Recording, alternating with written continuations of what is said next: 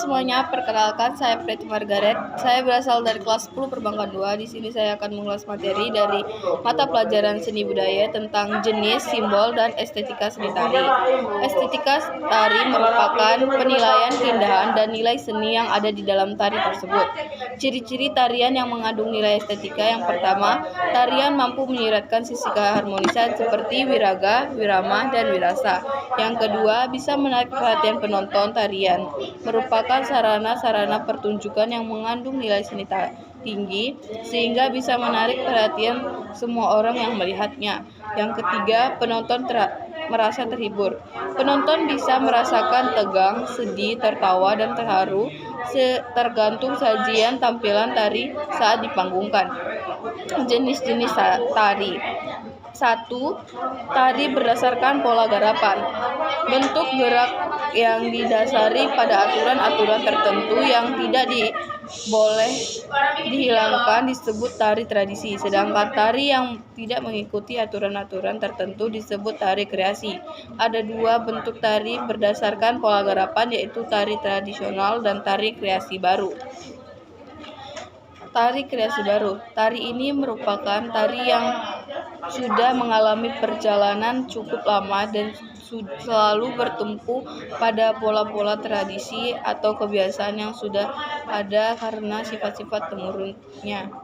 Contohnya, yang pertama tari Jawa, yaitu tari Betho, tari Guelok, tari Serimpi, dan sebagainya. Yang kedua, tari Bali, tari Legong, tari Pendet, tari Baris, dan sebagainya.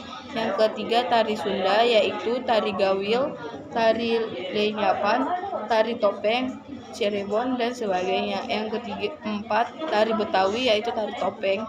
Yang kelima, tari Sumatera, yaitu Serampang 12. Tari kreasi baru. Tari ini adalah tari yang tidak terpijak pada tradisi dan aturan yang sudah ada seperti tari tradisional. Contohnya tari Karyaninik Thowok, yaitu tari Wek-Wek, tari persembahan, dan sebagainya. Yang kedua, Bagong Kusutharjo, yaitu tari Yapong, tari Wirapertiwi, dan sebagainya.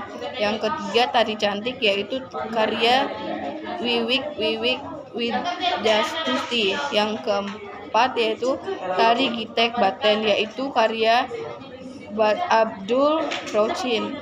Yang keenam yaitu tari Nanda Gancen, yaitu karya Entong Sukirman, dan sebagainya. Yang kedua, tari berdasarkan orientasi sosial. Tari berdasarkan orientasi sosial dapat dilihat dari masyarakat pendukungnya. Tari ini dibagi menjadi tari rakyat dan tari istana. Tari rakyat adalah tari yang lahir dari dan berkembang di lingkungan rakyat jelata yang menandakan perkembangan tari primitif. Tari Ketuk Tuli dari Jawa Barat, tari Tayaban dari Jawa Tengah, tari Lengger dari Banyumas, dan tari Banyuwang masuk dalam kategori rakyat. Yang kedua, tari klasik atau istana. Tari ini lahir dan berkembang hanya di lingkungan istana. Contohnya tari Bendiogo dari Jawa Tengah dan tari Tayub dari Jawa Barat. Yang ketiga itu tari berdasarkan orientasi artistik. Tari yang berdasarkan orientasi artistik lebih menekan pada penggarapan estetika seni. Tari tradisi itu sendiri memiliki ciri-ciri sebagai berikut. Yang pertama, gerak dan iringan sangat sederhana, misalnya hanya gerakan kaki yang dihentakkan. Yang kedua, gerakan dibuat untuk tujuan-tujuan tertentu, misalnya menirukan gerak binatang karena akan berbulu. Yang kedua yaitu proses imunisasi atau pemotongan gigi, pesta kelahiran, perkawinan, keberuntungan panen, dan sebagainya. Yang ketiga, instrumen sangat sederhana, terdiri dari tifa, kendang, tanpa melihat atau memperhatikan fungsi musik. Yang keempat, tata rias sangat sederhana. Yang kelima, tari ini bersifat sakral karena untuk upacara keagamaan.